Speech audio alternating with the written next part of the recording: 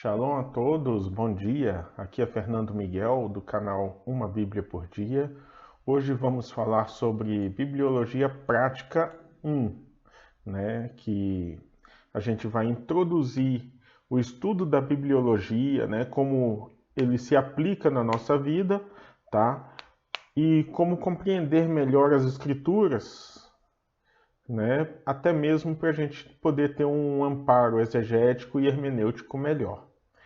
Então, vamos iniciar aqui, O termo Bíblia, ele deriva do grego biblos, onde biblos é o singular, significa rolo, literalmente, e biblion significa rolos, literalmente, Biblos é rolo e biblion, rolos, Esse termo significa assim que é um compilado, um conjunto, e dali deriva a palavra latina biblia, biblioteca, E com isso a gente entende que é um conjunto ali de rolos, ou no nosso caso, livros, que os livros só vieram a surgir mesmo com a criação do papel, os copistas e tal. Mas antes, na questão das escrituras, as pessoas faziam as cópias em pergaminhos de pele de carneiro, que tinha um preparo especial, com uma tinta e a pena. A pena era uma pena de uma ave, geralmente um cisne, uma ave coxé, para poder fazer a cópia dos textos bíblicos. Estamos centrando em Israel, no caso. Já em outras nações usavam uma pena de ave qualquer, que tivesse coisa. E usavam ali a tinta, separada, onde ele molhava a ponta e escrevia. Então, aquilo ali ele derivava, um pergaminho. Mas antes dos pergaminhos até se copiava em pedaços de argila, Faziam ali as escritas cuneiformes, como era no caso dos fenícios. Então, há vários itens de registro, que são o pergaminho, o papiro, a argila, que são encontrados aí ao redor do mundo. Esses materiais contendo escritos e desenhos, No caso dos egípcios, faziam muito isso também nas paredes internas das pirâmides, informando ali sobre o que tinha naquele local, Então, as primeiras comunicações derivavam dos desenhos e a partir dali foram evoluindo, até chegar na questão do papiro e dos pergaminhos, que eram feitos de peles de animais, E com isso se enrolava ali e tal. Tanto que se a gente for ler algum ponto da escritura, a gente pegar, por exemplo, na Bíblia online aqui, vamos abrir lá em Mateus capítulo 1, no texto grego, Vamos fazer a análise do texto grego justamente na primeira palavra ali, Que começa assim, ó. Biblos Genesios Iesu Cristo, uion Davi, uion Abraham. Ou seja, Biblos é traduzido aqui como livro da genealogia ou da história, dependendo da versão, Genealogia, história, geração. Então, Biblos Genesis. E com isso, a gente tem aí,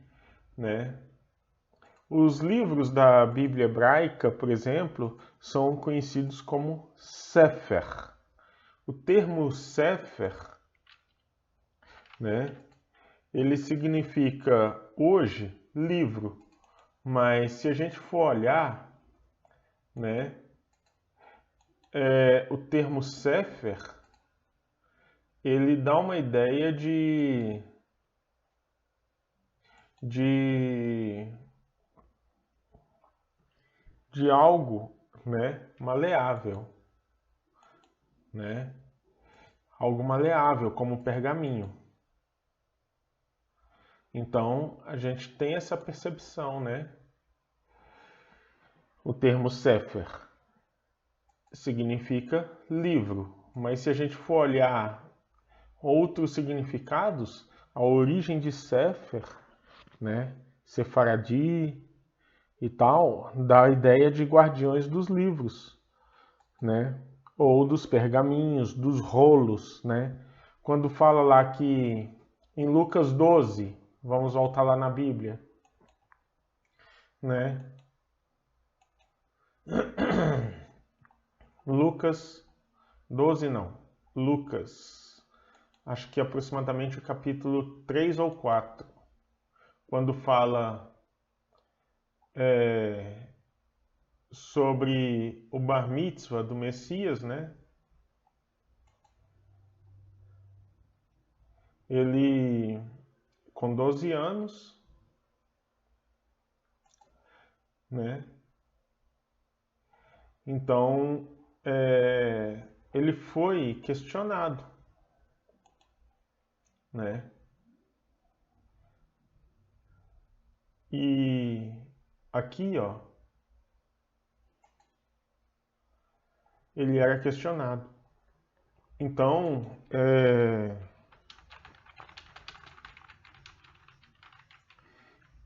para ser questionado, ele tinha que ler um trecho ali, né? Ah, aqui, ó, no próprio capítulo 4 de Lucas estava o trecho que eu falei. E chegando a Nazaré, onde foi criado, entrou num dia de Shabá, segundo o seu costume, na sinagoga, e levantou-se para ler. E foi-lhe dado o livro, né, do profeta Isaías. Vamos abrir aqui no grego, né? Ó.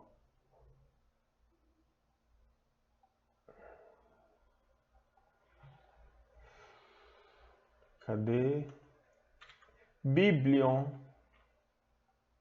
Aqui, ó. Kai. Epedon auto biblion Isaia tu profete. Kai anapuxas to biblion euren ton topon on u em gigramenon, né? Ou seja, foi-lhe dado o livro do profeta Isaías, e quando abriu o livro, achou o lugar em que estava escrito: O Espírito de Adonai é sobre mim, pois me ungiu para evangelizar os pobres, enviou para curar os quebrantados de coração e apregoar a liberdade aos cativos e a restauração e dar a vista aos cegos, e pôr em liberdade os oprimidos e anunciar o ano aceitável do Senhor. Então, a gente acha a palavra bíblio na própria Bíblia, né? Porque tem muitas pessoas aí que colocam aquela curiosidade. Na Bíblia não existe a palavra Bíblia, né? Bíblia, como já falei, é um compilado de livros, do termo biblion, né? Então, aqui foi aberto o livro do profeta Isaías, um dos rolos do profeta Isaías, né? Que eles faziam a cópia dos rolos ali e tal, e às vezes um livro ocupava mais de um rolo. Então foi-lhe dado um dos rolos do profeta Isaías, não o livro completo em si, mas um dos rolos, né? Porque às vezes não cabia em um único pergaminho, tá? Então aqui essa é a origem da palavra Bíblia. A origem do livro já é um pouco diferente, tá? Do livro que a gente chama de Bíblia. O que a gente vai tratar também aqui sobre a origem do livro Bíblia é como uma pequena história, né? Que o Antigo Testamento ele foi todo escrito em hebraico. Isso a gente sabe. Há alguns pontos em aramaico ali, mas isso é apenas um mero detalhe. Então, o livro foi escrito inicialmente em hebraico. Para fins de informação geral, todo em hebraico, tá? Salvo alguns textos, né? E como ele foi escrito em hebraico, toda aquela questão ali, o hebraico foi chamado de língua sagrada, né? E por ser uma língua sagrada, era uma língua que deveria ser guardada por todo o povo, tá? Ele era guardado por todo o povo. E aí, isso torna, né, cada um dos livros um ponto ali. Nós temos, por exemplo, as classificações judaicas, tá, que vamos usar como padrão, não as cristãs, porque o livro ele é judaico. E foram escritos 39 livros sagrados, né, considerados santos, como a boca de Elohim, de Deus na terra. Então, esses 39 livros, né, os judeus, na verdade, eles fazem uma pequena coisa ali, que quando são livros duplos, né, são livros duplos, eles são livros assim, né, considerados como uma unidade. Então, nós temos aqui a Torá, que são 5 livros, em hebraico, Bereshit, Shemot, Vaikra, Bemidbar e Devarim. Todos com a palavra Sefer Bereshit, Sefer Shemot, Sefer Vaikra, Sefer Bemidbar, Sefer Devarim. Depois vem os livros que são considerados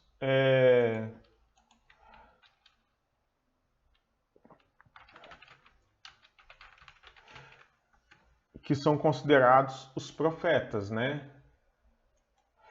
E aí, né, os Neviim. Então, a Torá são 5 livros, aí vem os Neviim, que são Josué, Juízes, o livro de Samuel, o livro dos reis, Isaías, Jeremias, Ezequiel, Oséias, Joel, Amós, Abdias, Jonas, Miqueias, Naum, Abacuque, Sofonias, Ageu, Zacarias e Malaquias. São todos estes os Neviim. Então são 1, 2, 3, 4,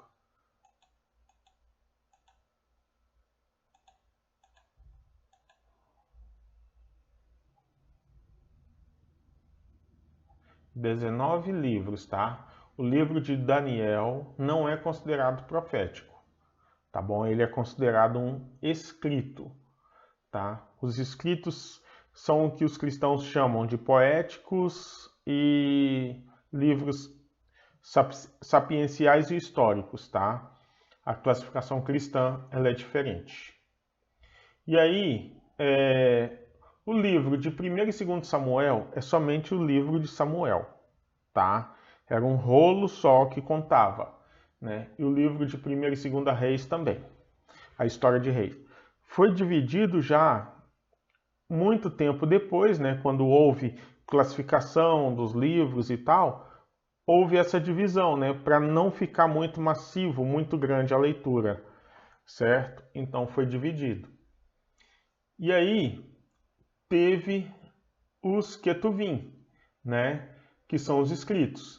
Começa por Salmos, Jó, Provérbios, Ruth, Cânticos, Eclesiastes, Lamentações, Esther, Daniel, Esdras, Neemias e Crônicas, né? Então, aqui fica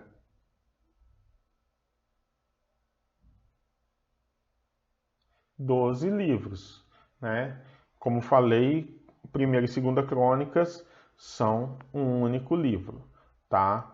E aí, a gente tem a formação do Tanar, que significa Torá, Nevim e Ketuvim, né? Que são as 3 partes. Então, o livro sagrado contém 39 livros, né? Mas se a gente for tirar aqui, né, a questão dos livros aqui, né? Que são 1º e 2º Reis, né? 1º e 2º Samuel e 1º e 2ª Crônicas, cai na verdade 3 livros, então ficam 36 livros do Antigo Testamento, tá? Mas isso não dá prejuízo e tal, é porque, como falei, eles juntam os 2 livros em um único só, tá? Essa divisão de 1º e 2º Samuel, 1º e 2º Reis, veio um pouco tempo depois com a questão da Septuaginta. A Septuaginta foi uma tradução grega do Antigo Testamento, tá? Que foi feita pelos helenistas, pelos judeus helenistas, que foram colocados em um local lá, e com isso eles fizeram a tradução. Se a tradução divergisse mais de 10%, eles tinham que refazer tudo. E se divergisse menos de 10%, era aceito a maioria. Então eles fizeram isso. E junto desses livros, eles traduziram Tobias, Judite, algumas adições a Esther e Daniel, né? Tobias, Judite, Sabedoria, Eclesiástico, Baruque, 1º e 2º Macabeus, totalizando 7 livros, né? Então já houve ali uma divisão dos livros através disso, né? A separação em parte 1 e parte 2. 1ª e 2ª Crônicas, 1ª e 2ª Reis, 1º e 2º Samuel, 1º e 2º Macabeus e tal. E aí a gente teve esse fato. Os judeus só reconhecem os 39 livros originais do Antigo Testamento, tá? Tanto que os livros que foram feitos a Septuaginta, os 7 livros, eles têm um nome não muito bonito na boca dos leigos, que é chamado de apócrifo. Apócrifo significa enganoso, fraudulento. Já num termo teológico, eles são chamados de deuterocanônicos, que significa livros do segundo canon. Ou seja, são livros que não entraram nas escrituras oficialmente e precisou ser acrescido depois, tá? E aí, quando o Império Romano tomou de conta ali de Israel e tal, eles levaram estes livros junto da Biblioteca de Alexandria, e com isso, estes livros foram adotados pela Igreja Católica. E aí, como teve o cisma por volta de 1055, né, a Igreja Católica Ortodoxa, além desses 46 livros, reconhece ainda outros livros acrescidos no Novo Testamento, como a Carta aos Laodicenses, né? De fato, 1ª e 2ª Carta aos Coríntios, porque o que a gente tem na Bíblia mesmo, normal, na verdade são a 3ª e a 4ª Carta aos Coríntios, né? Que são chamados de 1ª e 2ª. Na verdade, são a 3ª e a 4ª Carta. E ali, com isso, né, a Igreja Católica Ortodoxa reconhece até 96 livros da Bíblia. Já a Católica Romana só reconhece 73 livros, né? E a Igreja Protestante reconhece 66, que são os 39 do Antigo Testamento e 27 do Novo.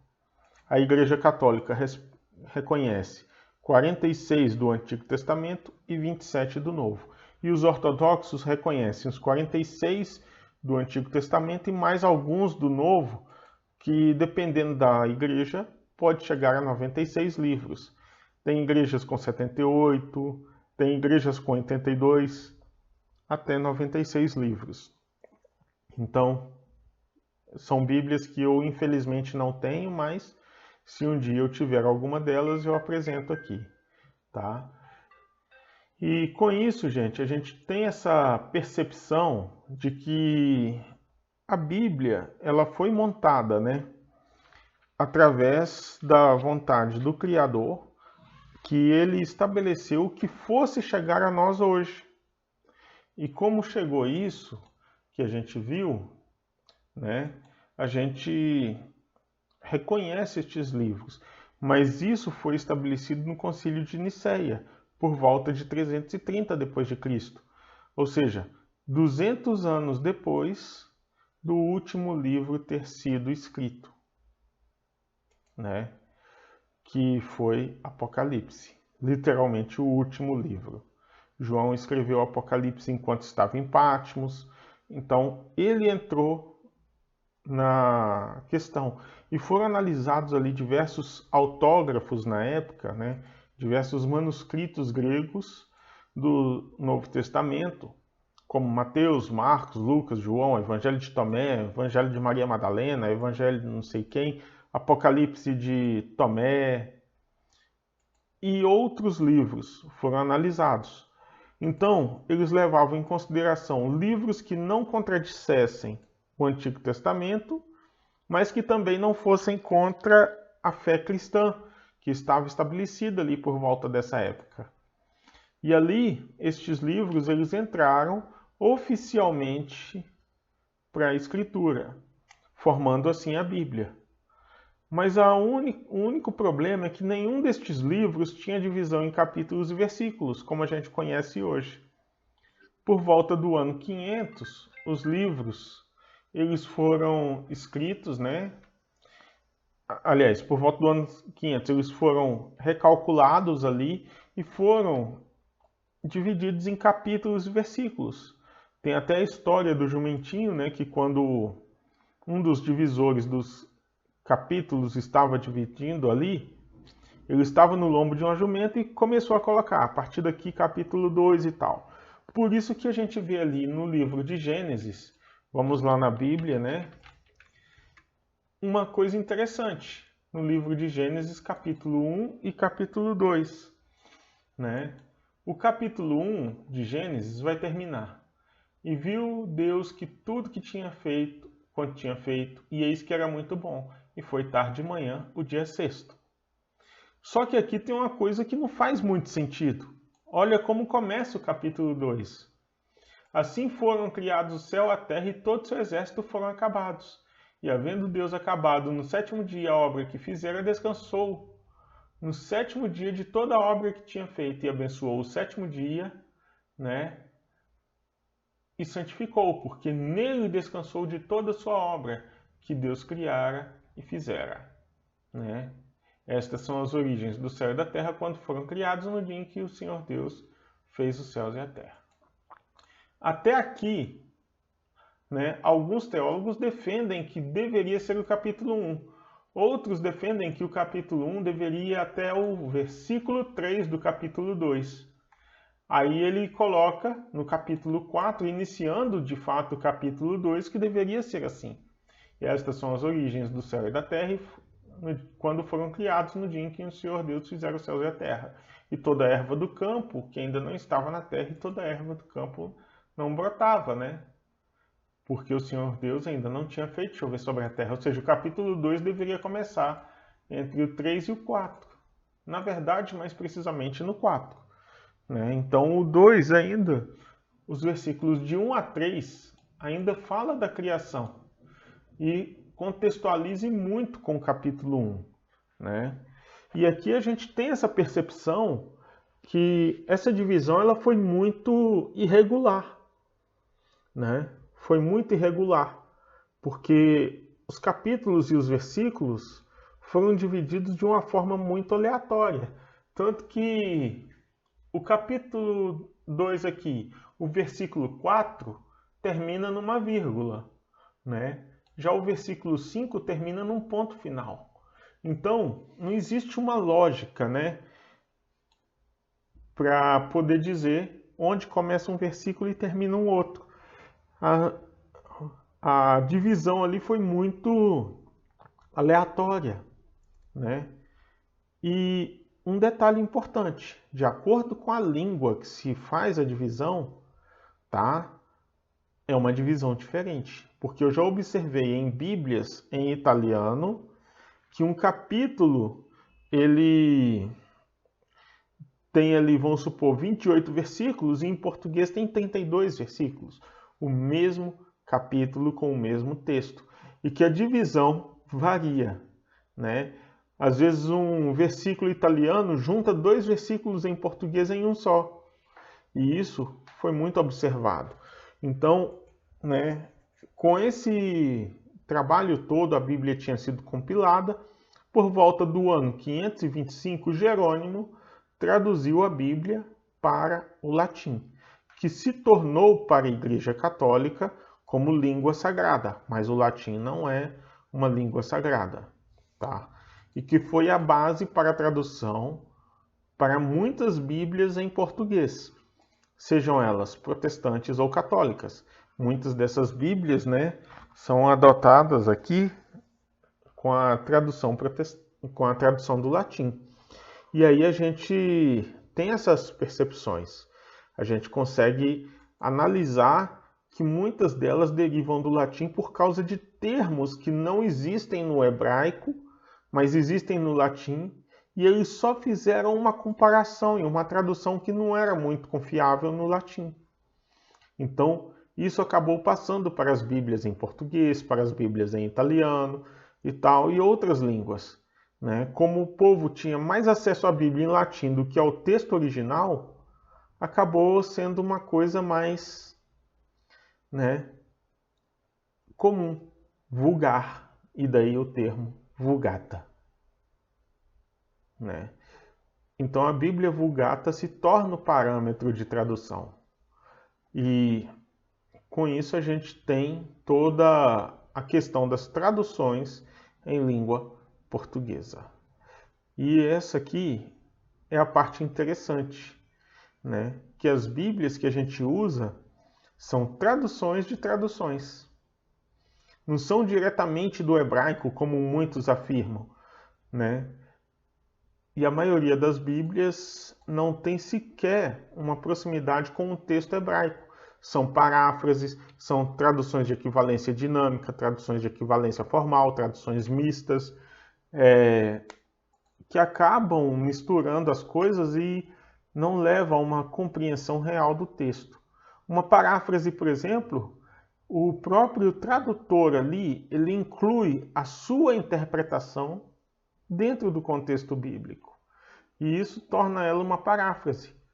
Já uma tradução de equivalência formal, né, ela vai comparar, observando a gramática da onde veio a Bíblia, né, da língua da Bíblia. Vamos aqui abrir o livro A Bíblia e Suas Traduções, né, e só fazer uma coisinha aqui. Ó, deixa eu pegar aqui, né?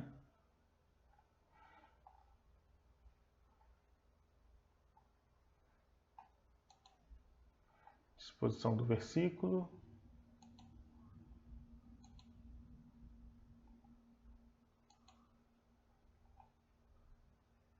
Os evangelhos.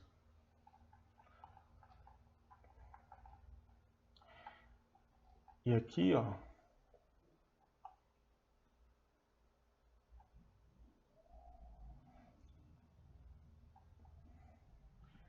deixa eu ver aqui.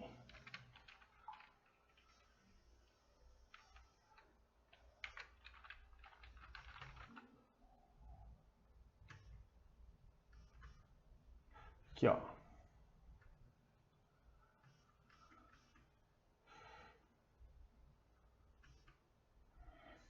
Tradução de equivalência formal tem por objetivo a tradução do texto mais literal, respeitando a gramática do idioma de origem, né? No caso da Bíblia, respeitando as gramáticas do grego e do hebraico. As Bíblias oriundas desse tipo de tradução são recomendadas para teólogos e pessoas com formação e vocabulário mais rebuscado. É o que diz no livro A Bíblia e Suas Traduções. A tradução de equivalência formal não tem uma consideração pela gramática da língua receptora. Sendo assim, procuram levar o significado mais literal das palavras, levando o leitor a estudar mais sobre a cultura da época, porque tais palavras foram colocadas naquele ponto e daquela forma específica, né? Entre as traduções de equivalência formal, temos a King James atualizada, Almeida Revista e Corrigida, Almeida Corrigida Fiel, que geralmente são traduções mais fiéis aos originais, né? A equivalência dinâmica já é uma tradução que leva em consideração a gramática receptora, ignorando a gramática da língua original, né? Então, ela procura traduzir expressões dos textos para o mais próximo entendimento do leitor, levando a uma compreensão do texto. Ao utilizar palavras específicas no idioma original, traduz-se para uma gama de palavras que podem assumir significados do que o autor quis passar, né? É a famosa tradução de expressões. Por exemplo, passar um camelo pelo buraco de uma agulha, né? Aí as pessoas inventam aquelas lendas, né, que fala que Agulha era uma cidade e tal, que tinha uma porta muito estreita e um camelo passava com dificuldade ali. Então eles traduzem isso aí como a expressão de que é mais fácil você enfiar um camelo ali pelo buraco dessa cidade do que um rico entrar no reino dos céus. Porém, não é isso que o autor quis dizer, tá?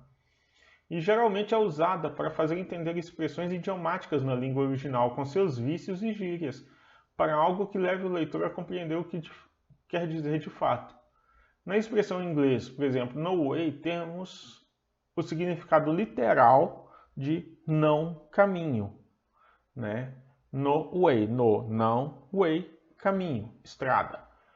Onde, ao traduzir a expressão, podemos usar no português no way como de jeito nenhum, ou nem que a vaca tussa, né? E com essa equivalência em nossa língua, vai depender apenas do contexto em que se aplica a tradução para que seja levada em consideração.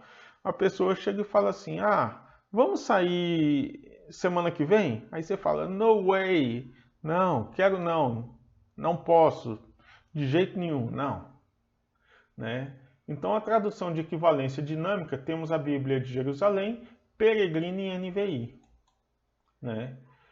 A mista, que é uma tradução já diferenciada, né? Ela pega, também chamada de tradução idealista, mistura pontos da tradução de equivalência dinâmica e formal. E quando há pontos que podem ser traduzidos de forma literal, é preferível, mas quando há expressões idiomáticas, procura traduzir a expressão ao invés de palavra por palavra, dando mais sentido ao texto, né? E as Bíblias de tradução mista são mais simples de ler com vocabulário mais simplificado, né? Almeida e Revista Atualizada, edição contemporânea, século XXI, e a TEB. E a tradução parafraseada, né? Como já falei, elas traduzem a ideia, né? E inclui uma interpretação, e não é uma tradução muito confiável, porque depende muito daquilo que o tradutor pensa, né? Ele tem um envolvimento maior com a tradução, ao invés das outras que o tradutor procura simplesmente trazer a ideia, né? A tradução parafraseada, ela vem de uma questão que o autor ele não quer colocar a ideia do texto, mas a sua própria ideia. NTLH, Viva, Mensagem, né? Inclusive, entre as paráfrases, a gente tem também a tradução do Novo Mundo, que é considerada uma paráfrase, não uma tradução de fato. Então, né, uma questão de tradução da Bíblia, ela é muito complexa, né? E aí a gente analisa toda essa história e a história da Bíblia em si para poder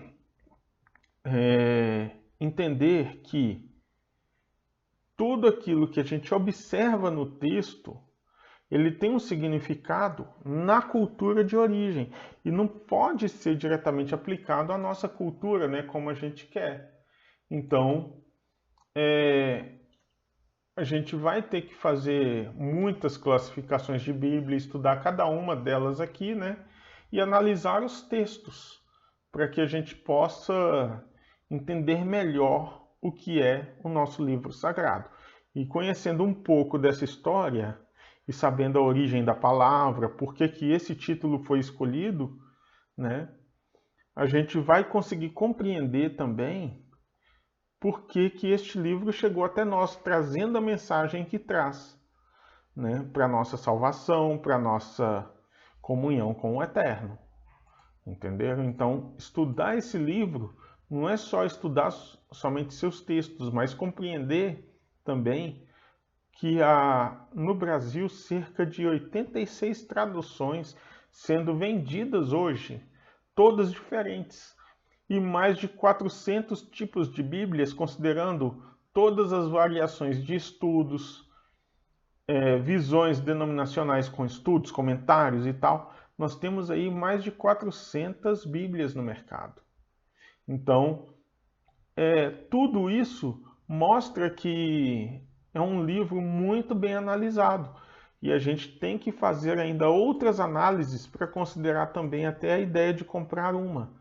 Não é simplesmente comprar a primeira que aparecer, né?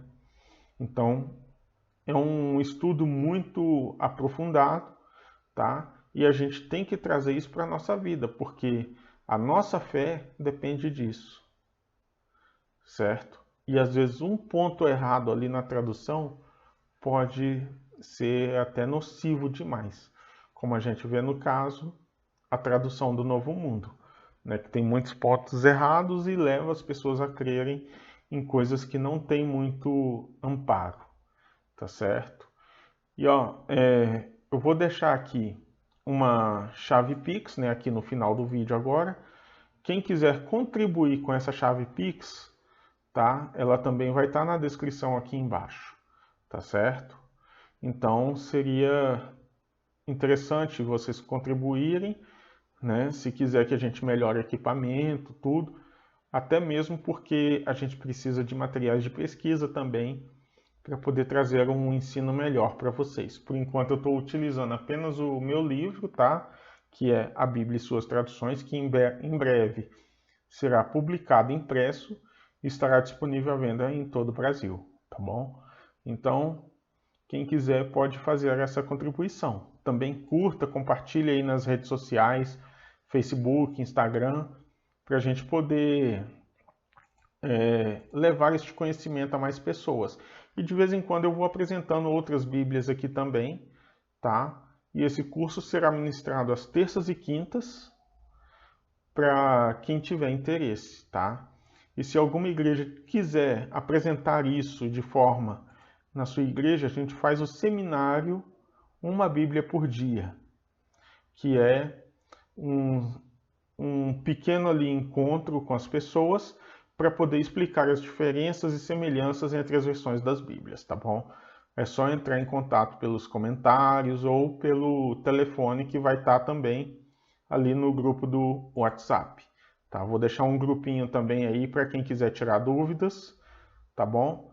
Fazer isso por meio desse grupo, tá bom? E entrar em contato também para convidar ir a igrejas. A gente apresenta diversas Bíblias ali, antigas, atuais, em outras línguas, tá bom? Um grande abraço a todos. Shalom.